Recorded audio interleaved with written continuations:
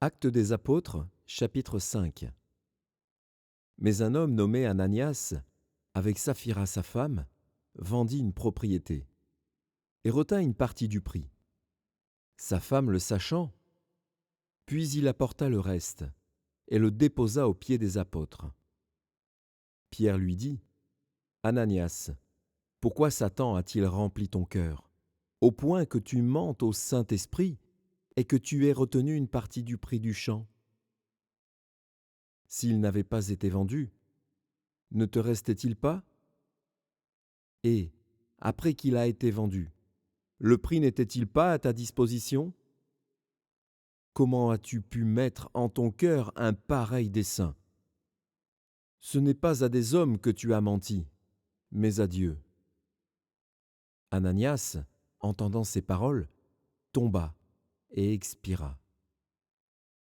Une grande crainte saisit tous les auditeurs. Les jeunes gens, s'étant levés, l'enveloppèrent, l'emportèrent et l'ensevelirent. Environ 3 heures plus tard, sa femme entra, sans savoir ce qui était arrivé. Pierre lui adressa la parole. « Dis-moi, est-ce à un tel prix que vous avez vendu le champ ? » ?»« Oui, répondit-elle, c'est à ce prix-là. » Alors Pierre lui dit, « Comment vous êtes-vous accordés pour tenter l'Esprit du Seigneur ? Voici, ceux qui ont enseveli ton mari sont à la porte, et ils t'emporteront. » Au même instant, elle tomba aux pieds de l'apôtre et expira. Les jeunes gens, étant entrés, la trouvèrent morte. Ils l'emportèrent et l'ensevelirent auprès de son mari. Une grande crainte s'empara de toute l'assemblée et de tous ceux qui apprirent ces choses. Beaucoup de miracles et de prodiges se faisaient au milieu du peuple par les mains des apôtres. Ils se tenaient tous ensemble au portique de Salomon, et aucun des autres n'osait se joindre à eux. Mais le peuple les louait hautement.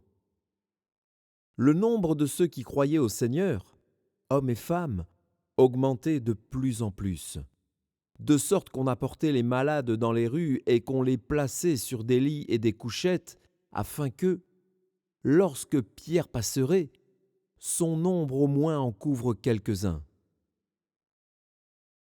La multitude accourait aussi des villes voisines à Jérusalem, amenant des malades et des gens tourmentés par des esprits impurs, et tous étaient guéris. Cependant, le souverain sacrificateur et tous ceux qui étaient avec lui, savoir le parti des Sadducéens, se levèrent, remplis de jalousie, mirent la main sur les apôtres et les jetèrent dans la prison publique.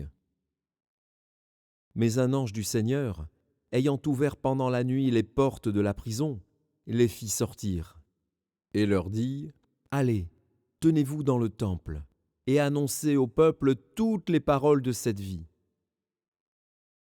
Ayant entendu cela, ils entrèrent dès le matin dans le temple et se mirent à enseigner.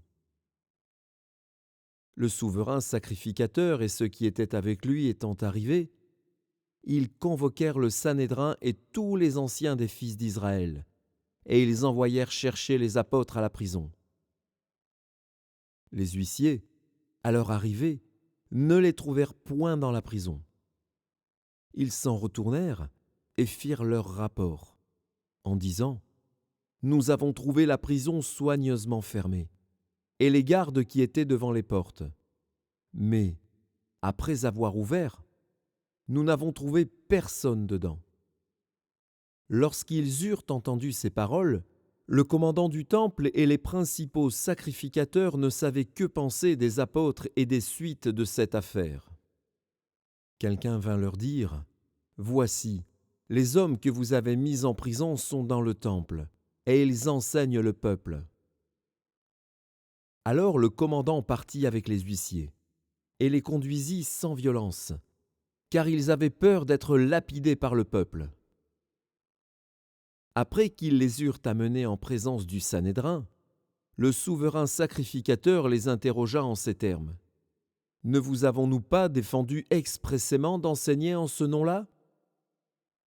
Et voici, vous avez rempli Jérusalem de votre enseignement, et vous voulez faire retomber sur nous le sang de cet homme. » Pierre et les apôtres répondirent, « Il faut obéir à Dieu plutôt qu'aux hommes. Le Dieu de nos pères a ressuscité Jésus, que vous avez tué, en le pendant au bois. Dieu l'a élevé par sa droite comme prince et sauveur, pour donner à Israël la repentance et le pardon des péchés. Nous sommes témoins de ces choses, de même que le Saint-Esprit, que Dieu a donné à ceux qui lui obéissent. » Furieux de ces paroles, il voulait les faire mourir. Mais un pharisien, nommé Gamaliel, docteur de la loi, estimé de tout le peuple, se leva dans le Sanhédrin et ordonna de faire sortir un instant les apôtres. Puis il leur dit, « Hommes israélites, prenez garde à ce que vous allez faire à l'égard de ces gens. Car il n'y a pas longtemps que parut Teudas, qui se donnait pour quelqu'un, et auquel se rallièrent environ 400 hommes. Il fut tué, et tous ceux qui l'avaient suivi furent mis en déroute et réduits à rien. Après lui, parut Judas le Galiléen, à l'époque du recensement, et il attira du monde à son parti. Il périt aussi, et tous ceux qui l'avaient suivi furent dispersés. Et maintenant, je vous le dis, ne vous occupez plus de ces hommes et laissez-les aller. Si cette entreprise ou cette œuvre vient des hommes, elle se détruira. Mais si elle vient de Dieu, vous ne pourrez la détruire.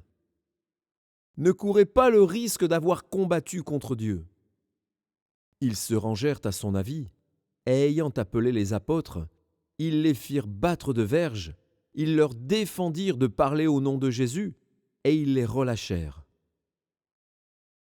Les apôtres se retirèrent de devant le Sanhédrin, joyeux d'avoir été jugés dignes de subir des outrages pour le nom de Jésus.